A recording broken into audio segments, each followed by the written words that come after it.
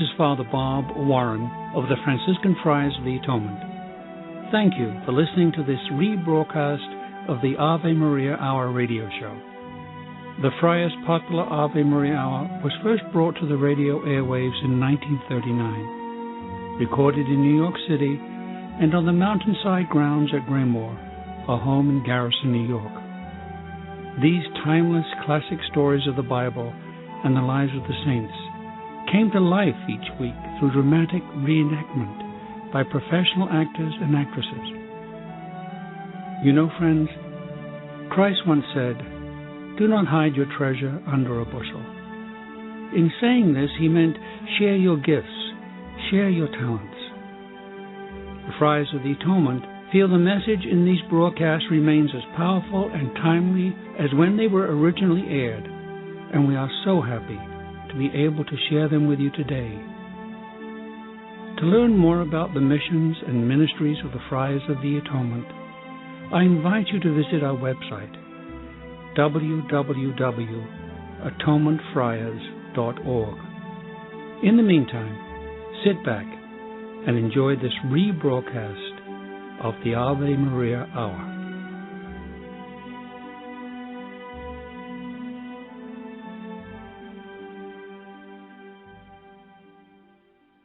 Arresting the Wheel.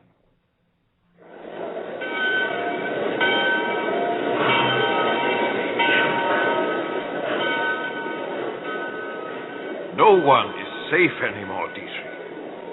You take your train and leave Berlin, but remember, no one is safe in Germany anymore. Oh, you misjudge him, Joseph. The Führer is a man who is out for the welfare of Germany. Look what he has accomplished. Stabilizing the economy by producing more and more bombs and tanks, pasting pictures of his ugly face everywhere. That's an accomplishment. He is for Germany and for the German people. That is more than... Hitler is for himself.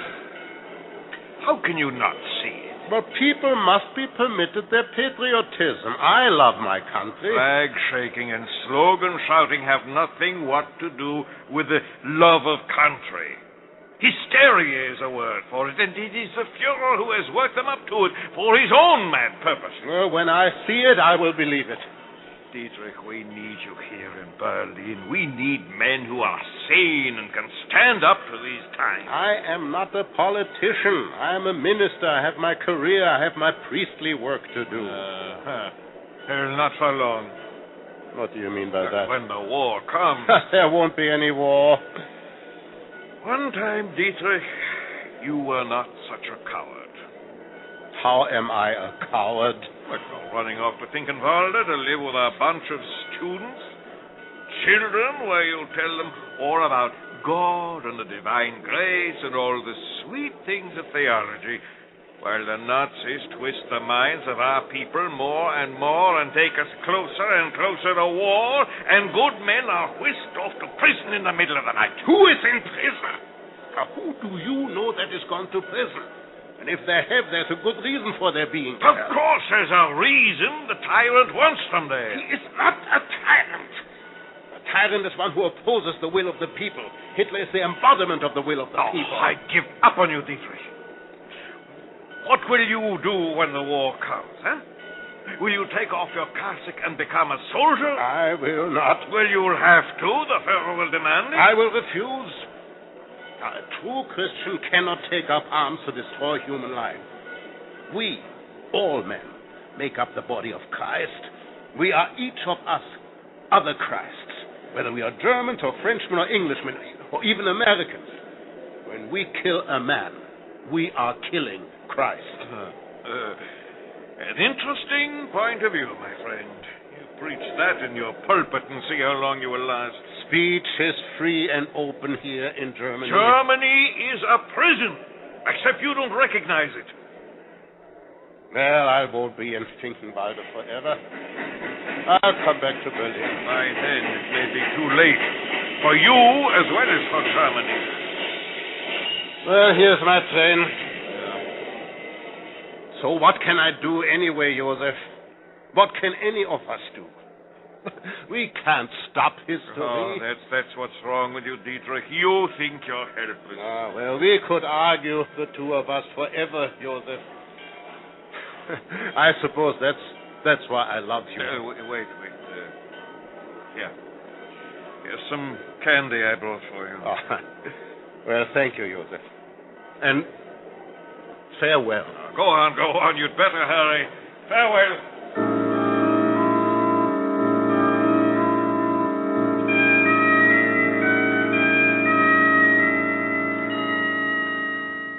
My text this morning, friends, is taken from the epistle of Paul the Apostle to Titus, chapter 3, verse 1. Remind them to be subject and obedient to governments and authorities as rulers, to be ready for every good work. In the year or so since I came up here to Finkenwalde, to be among you, to be together in Christian fellowship, many events have struck our world. The structure of society has changed. We have entered into active warfare with other nations. In our long history, we Germans have had to learn the need for and the strength of obedience. In the subordination of all personal wishes and ideas to the tasks to which we have been called, we have seen the meaning and the greatness of our lives. We have looked upwards, not in servile fear, but in free trust, seeing in our tasks a call, and in our call a vocation. But the German has kept his freedom. And what nation has talked more passionately of freedom than the Germans, from Luther to the idealist philosophers, by seeking deliverance from self-will through service to the community? Calling and freedom were to him Pastor Bonhoeffer. Welcome. Have you come to pray with us? We have not come to pray with you. Your sermon is not to continue. Upon whose order? From the Führer himself, you are forbidden to preach any longer in Germany. The entire seminary and church is to be closed down. Why? There's no reason for that. There's very good reason. Those in authority have discovered that such places as you have here in Finkenwalde are corrupting the youth of Germany, infecting it with the distrust and scorn of the Third Reich, breeding rebellion and disrespect for the Führer. But that is not true. That is not true at all. The truth is known by those above us. They are mistaken. We are all loyal Germans here. I am one. And you may demonstrate your loyalty by obedience to our Führer's command and emptying this church immediately, Herr Bonhoeffer. There's some mistake here. I will go to Berlin and clear this up. You have said enough, Herr Bonhoeffer. Come down from there.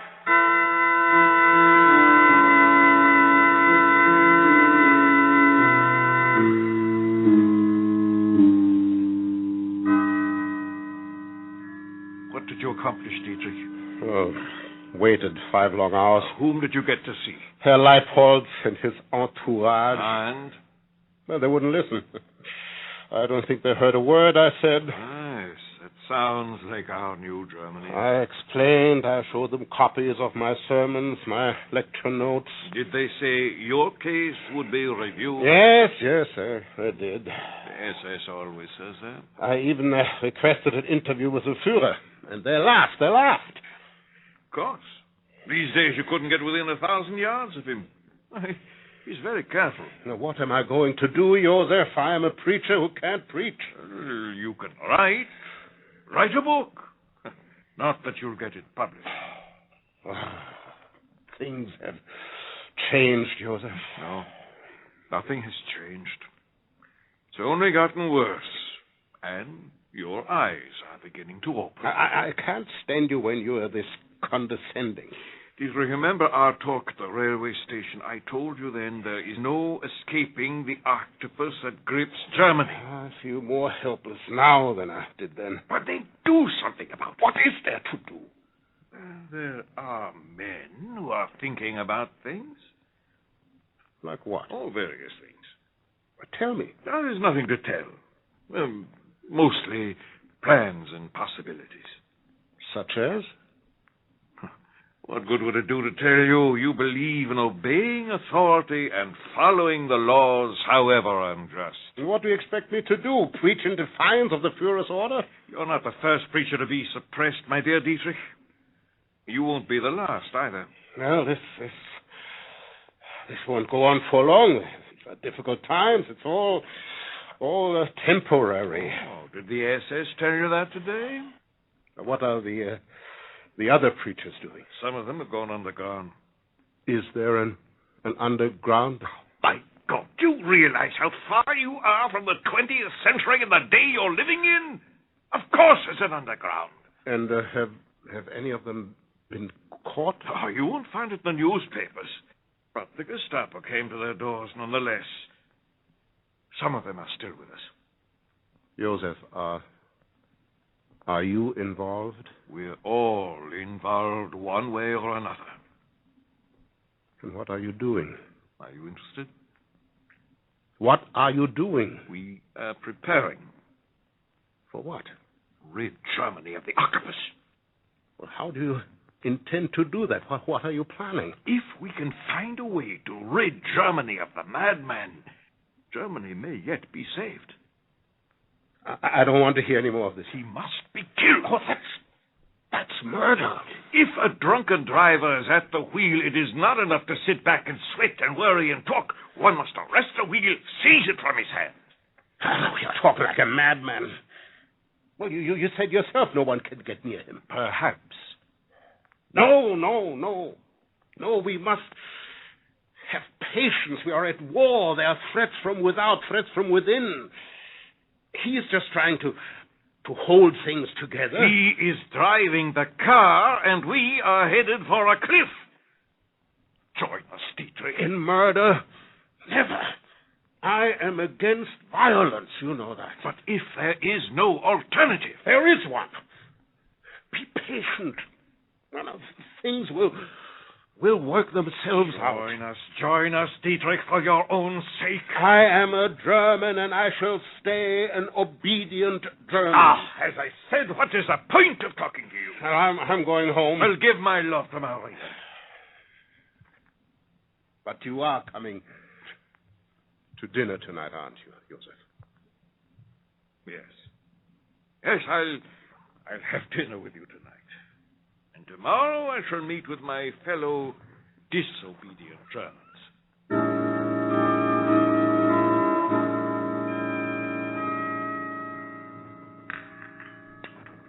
Maria, please pass me the sugar.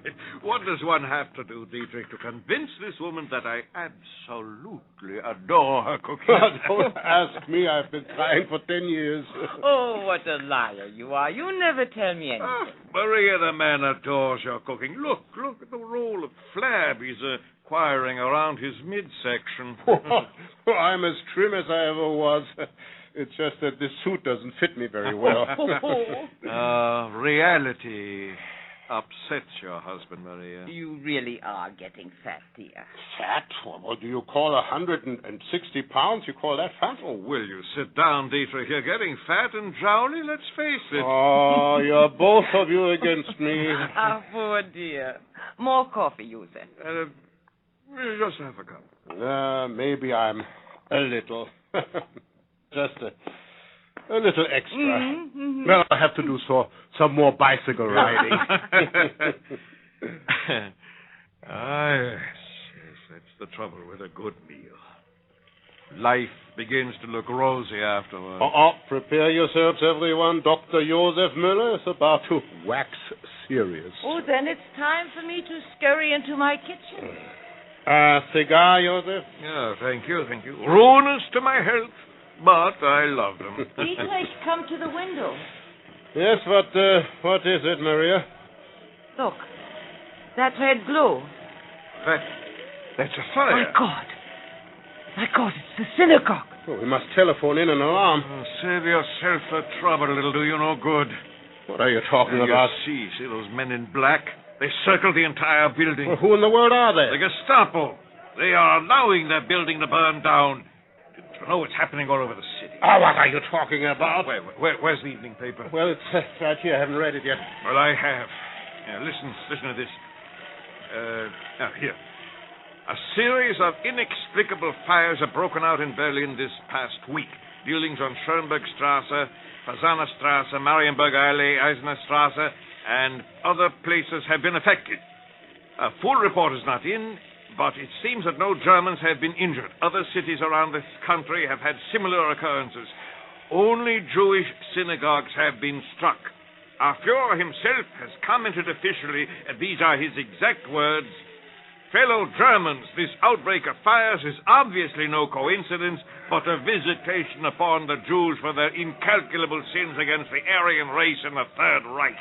Only the Lord God of destiny could have chosen such befitting punishment." Well, how could he say such a thing? I tell you, he's a lunatic. Well, if the synagogues burn today, the churches will be flaming tomorrow. And what is to come? What is to happen? Let me tell you something, Dietrich.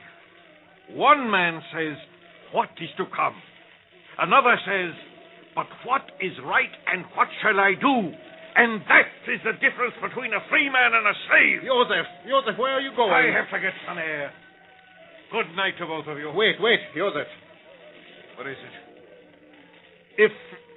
If I want to attend that meeting of yours. My apartment, 9 tomorrow night. If you want. I have to decide. Very true. So do we all.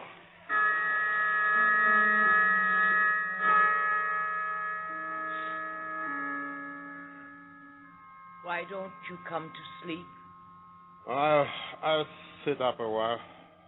In the dark? It's no brighter during the day. Dietrich? Yes? Why won't you tell me about the meeting tomorrow at Joseph's? Doesn't concern you. What concerns you concerns me. Don't leave me out of everything. Maria, I love you. That's enough. What are you thinking? What are you intending to do? I am obviously intending to go to Joseph's tomorrow. What is going to happen there? Unless you know, the better for you. Oh, I hate you when you talk like that. In 10 years of marriage, I'm as far from you as I was when we met. You have a habit, Maria, of bringing something up always at the wrong time. I will discuss this with you. I will do my best for you, but another time, please. There will be no other time, Dietrich. That sounds ominous. I'm going to leave you. It's that simple. Aren't you going to say anything? Don't leave me now, Maria. Tell me something. Give me a reason to stay with you. Oh, Maria. Talk to me. I am a coward. No, you are not. I cannot stand myself. I wish I weren't so clever that I wouldn't be able to lie to myself the way I have. But the truth is the truth, and I am a coward. In my eyes, in God's eyes, in my friend's eyes. What will you do? I should not have run away to Finkenwald in the first place. I should not have married. I should not have been born. Why should you not have married? Because you protect me. You help my cowardice grow.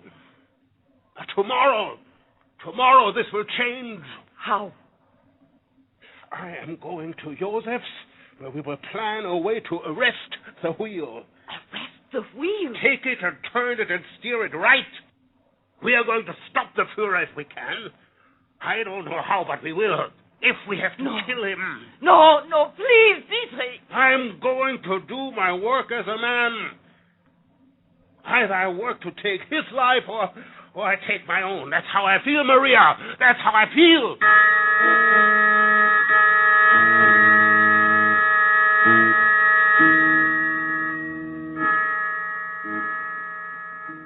You're late, Dietrich. God help me, I was afraid you wouldn't be here. What happened to you? I was being followed. You fool. Why did did you come here then? I had to, Joseph, but don't worry, I lost them. I had to turn around half of Berlin. I lost them. I hope you're right. This is Werner von Höften, Pastor Dietrich Bonhoeffer. The others have left, Dietrich. What did you decide? Nothing. Nothing? What do you mean, nothing? We cannot agree. Some think it is impossible to get to him effectively. And I, along with others, believe that if we are successful in assassinating him, we may be worse off. We don't know who will take over. Nonsense. We could be no worse off in Germany than we are now. It must be done soon. You think so, Pastor? Yes, I do. Why? You are a minister, are you not? A man of peace. We are speaking of murder. My friend, there comes a time when words of peace and urgings to prayer are an escape from what is real. There is a demon loose in Germany, and he must be destroyed. Call it murder. Call it what you will. It is right. I am prepared to kill him myself. Can you fire a gun, Herr Bonhoeffer? No, I never have, but Then you are worthless. Herr von Höften is a member of Hitler's intimate army command. I see the devil every day. Then you are the man. Shall I shoot him then, Herr Bonhoeffer? Shall I do it? Why do you ask me? You have your own mind. Who shall I ask? I'm not sure. You are a man of God. Give me the command and I will obey. You're a true German, Herr von Höften. Well, give me the command, Herr Bonhoeffer. All right. Then do it. And do it well. And if you miss? I won't miss. I swear I won't. Now, wait. I think there's a better way. A bomb that could be said to go off at a certain time when he's at a meeting of his command.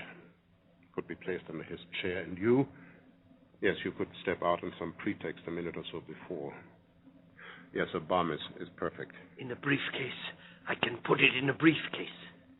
Can you do it? I can, I will. When? Well, tomorrow, any day. Pick a day. What is today?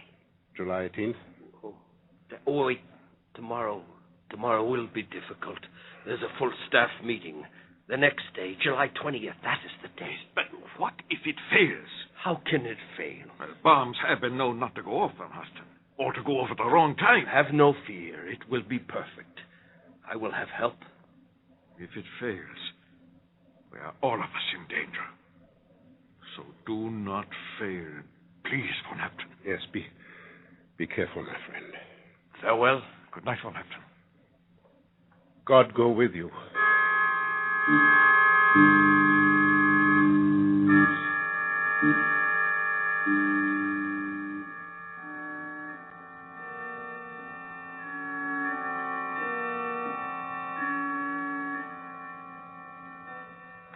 Where have you been? With Joseph, we had to be in a public place so as not to be suspect. I came back to listen to the news put on the radio. The news came already. And did he get him? Is he dead? The bomb went off under his chair. 2 other men in his command were killed. And him? He can't be alive. He is alive. And he is well. He will give a speech on the radio tonight. Why? Why wasn't he killed? He should have died. The chair protected him, they said. Oh, solid German chairs. What is to come now? Dietrich, you are in danger. Why? They don't know about me. They arrested von Höften. Maria, I want you to leave right now. No. Don't pack. Go to your parents' house. I don't think they'll bother you. I just don't want you to be here when they come. No, I'm going to stay. No, go now. Dietrich. Don't touch me. Go. Go away from me. Go. No tears. Just go.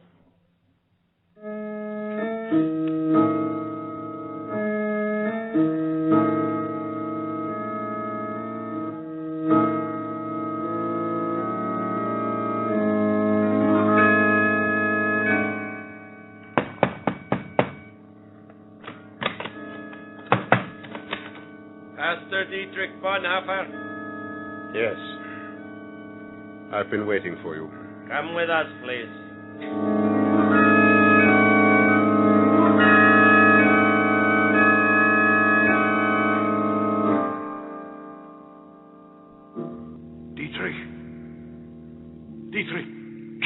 hear me? Yes. Yes, I'm here. What are you doing? Praying. I heard news from one of the other prisoners down the cell block. Good or bad? Hopeful.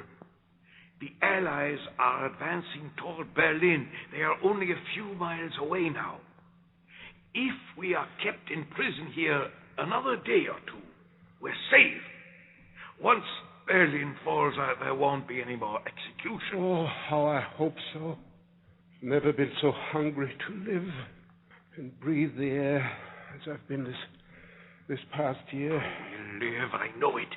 And we'll walk into the clean air of a new Germany. Shh. They're coming.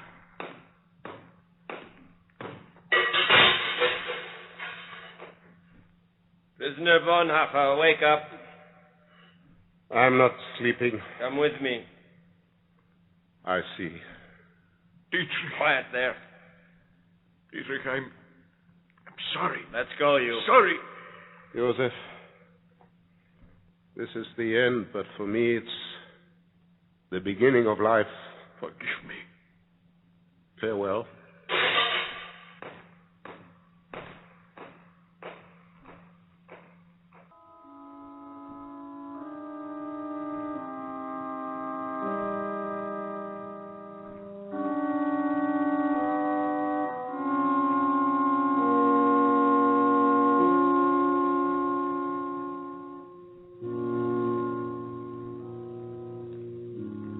Dietrich Bonhoeffer, the Lutheran minister and theologian, was hanged at Flossenburg in Bavaria on April 9, 1945. He has no grave.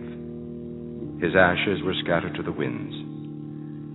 Under his memorial in the Flossenburg church are the words, Dietrich Bonhoeffer, a witness of Jesus Christ among his brethren.